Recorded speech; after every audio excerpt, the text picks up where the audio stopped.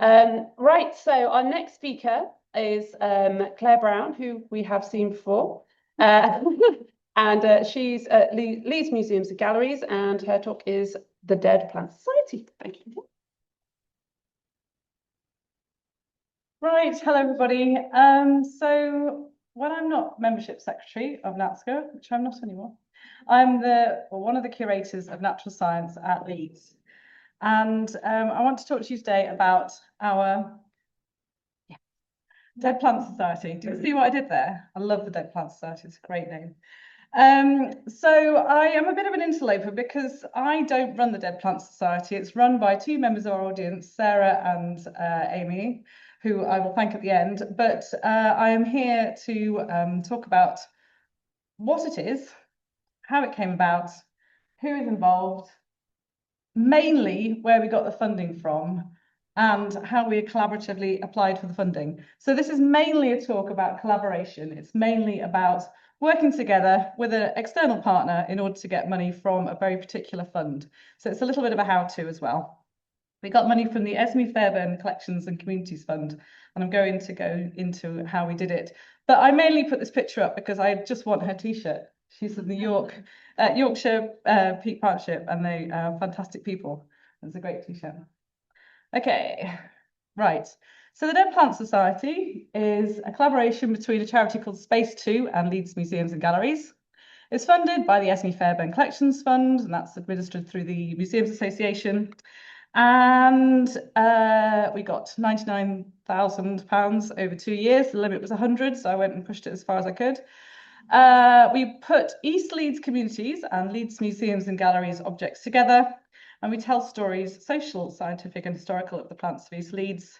And the whole point of this, it was developed and directed by our community partners, our charity Space 2. So the actual delivery of the Dead Plant Society, which I won't go into very much, is using our herbarium to look at East Leeds specimens, but we're also going to make an East Leeds herbarium. We do walking groups, cataloguing sessions, community group visits, and public engagement events. One of my favourites, and Sarah came up with this, was plant and rant. So it's a bit like Stitch and Bitch, but we actually plant and rant. And someone, it was BYOB for that, and someone bought 3 bottles of gin for them. It was absolutely fantastic. It was a great event. Right, okay. So Space 2 is our collaborator, our nothing to do with Leeds Museums and Galleries. It's a charity in East Leeds. So they call themselves a participatory arts charity, nothing to do with natural science. They themselves are funded by ACE, Lottery, Leeds City Council, and various other places. So again, not really anything to do with us. They describe themselves as running innovative programs and delivering inspiring experiences. And they also are interested in community cohesion and sharing experiences through art. Their model is a sort of connection with a wide variety of groups, people like this. So GOSH is the Gipton, Osmondthorpe, Seacroft and Holton Moor craft group. They do garden cleanups, they do Rome Roots. Mafwa is a theatre company in East Leeds that brings refugee asylum seekers and settled community groups together through theatre. And so they interact with a huge range of non-museum users, all sorts of different people, particularly in cultures that perhaps where the barrier might be that they don't have the word museum or the concept of museum in their culture, and so they wouldn't necessarily even come and search us out. But also I've spoken to people from communities who think that because we're free, we have no value. So, you know, as part of their culture, they think that if you're not charging, then there's absolutely no point in involving themselves with us. So it's absolutely fantastic to just adopt a group of people who would never interact ordinarily with us. Very quickly, who are we? We are Leeds Museums and Galleries. So we are the largest local authority museum in the UK. Thank you so much, Birmingham, for becoming a trust. That's very helpful. And we have 8 sites across Leeds. So we have a large city museum and a large art gallery in the city centre, and many of you may have visited our Discovery Centre, which is the store. This is a picture of Abbey House Museum, which is our Victorian museum. We also have the largest object in our collection is a Cistercian Abbey. This is Kirkstall Abbey, painted by Turner, and it used to have the Kirkstall Road running straight through its nave, which was brilliant. It doesn't anymore, you'd have to drive past it. We have Omni Mills, which is the largest woolen mill in the world. was at the time. Absolutely fantastic for anthrenus because all of the dust and all the little bits of wool are all in every little crack in there, and so are all the museum beetles. We have Lollerton Hall, which is an Edwardian pile outside Leeds, and also probably one of the jewels in our crowns is Temple Newsome House, which is the largest Tudor Jacobean mansion in the country. And the reason I'm going through all these is because Temple Newsome is in East Leeds, and it was at Temple Newsome that Space2 came and wanted to get involved. Every single one of those sites has a community curator working in it, and so they look at community groups and work with community groups. Right, I'm mainly going to talk about the Esme Fairbairn Communities and Collections Fund. I absolutely love this fund. They've been very good to us over the years, but we were very upset when they rebranded because this is our branding and this is their branding. Anyway, the whole point of this is the Communities and Collections Fund. So they're separate from the main Esme Fairbairn Fund. This one's administered through the Museums Association. They've awarded 16 million in awards since 2011, so they're not short of a bob or two. Unfortunately, sorry for any international museums in the room, but they're only allowed to apply for UK Museum and Gallery, and they normally ask for accreditation. They offer core grants, and they also offer partnership project grants. And it's particularly partnership project grants that I want to talk about. And they offer projects between 40 and 100k. And the next deadline for your diaries is the 22nd of July, 2020. The last quote here is from their partnership project grants, and it's for museums and community organisations working equitably with collections to achieve shared aims for inclusion. Okay, so some top tips on co-writing a funding application. Find a community partner, the obvious stuff. But you really need to choose someone who you want to work with and have previous experience with. So we had chatted away to Space2 and worked with them for a couple of years before we decided to do this collaborative application. Charities in particular will have experience applying for funding to a greater or lesser extent, but actually it was very helpful chatting to them because they'd had so much different experience away from museums funding. So it was good to talk through what we needed to do with them. We had lots of meetings.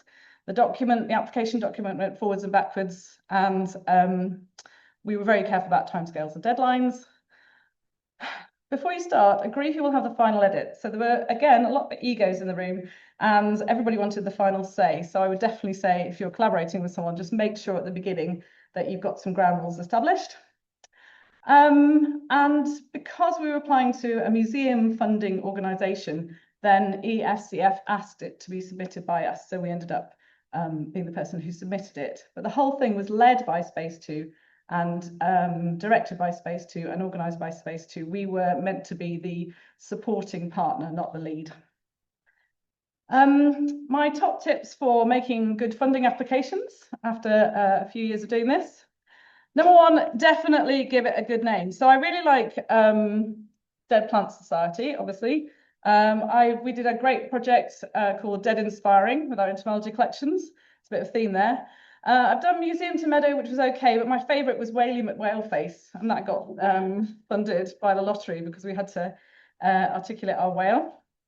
Do talk to the funders beforehand. So whoever you're applying to, go and have a chat to them.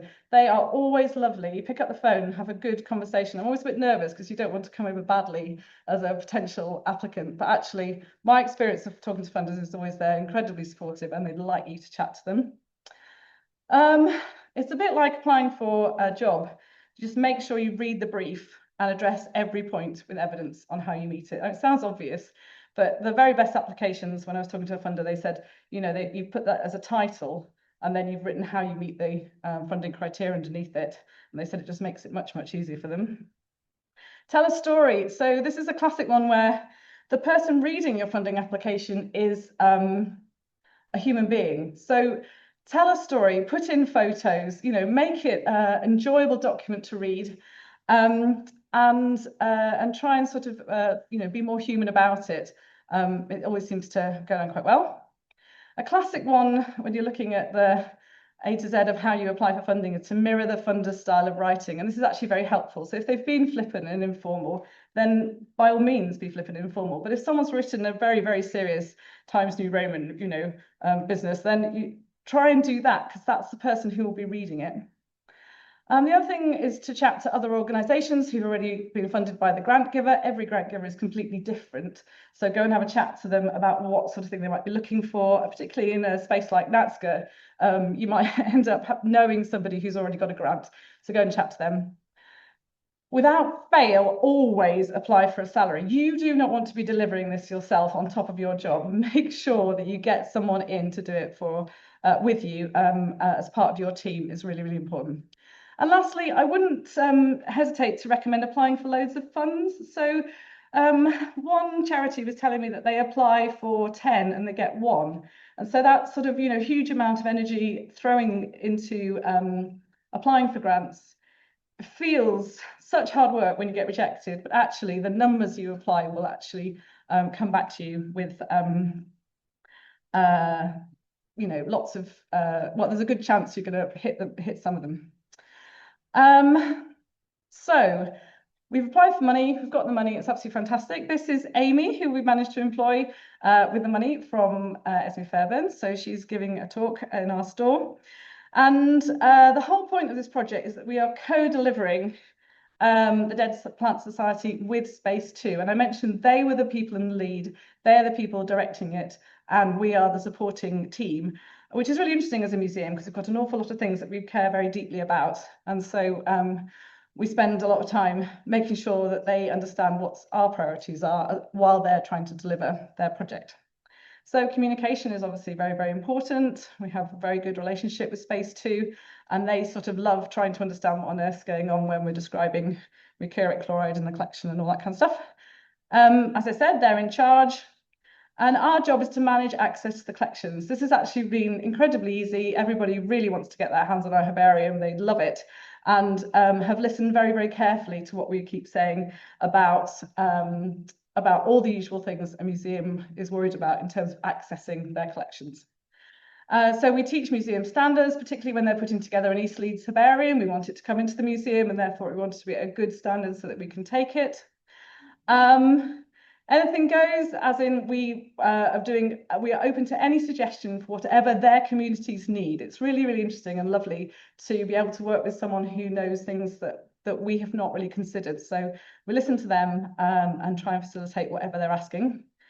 Our aims are almost aligned. We have like the odd hiccup, but on the whole and in general, we do quite well at getting on, but obviously it's a constantly movable feast. And it is interesting because we have to do all the reporting and they do all the delivery. And so it's not always quite straightforward, like how much work each of us is going to do, but generally on the whole, it's gone quite well. So I would mainly like to thank Amy and Sarah, Donna and Space 2 for being completely amazing and delivering this project. I used a huge amount of carbon dioxide to create this wonderful symbol from AI. I think it was the Americans, but I'd like to thank everyone very much and thank you for listening.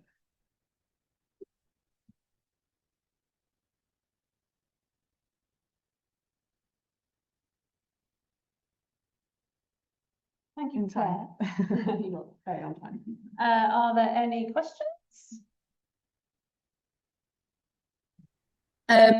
One question I had was like, do you do any sort of pre, during, or post-project evaluation? Like, do you sit down with each other and kind of go, oh, we were going to do this again, or what? No, we don't care about impact or delivery or anything. So Esme Fairbairn Collections Fund are a really great funder because they don't ask for the earth on a stick. They don't ask for any evaluation. They don't ask for a great deal of things. We do provide a report for them, and we obviously do a lot of anecdotal and informal evaluation. And if it's going well, then we don't do much more. But if it's not going very well, then we would obviously change it. Pretty straightforward. Any others? Okay, right. Thank you very much, Claire. Richard.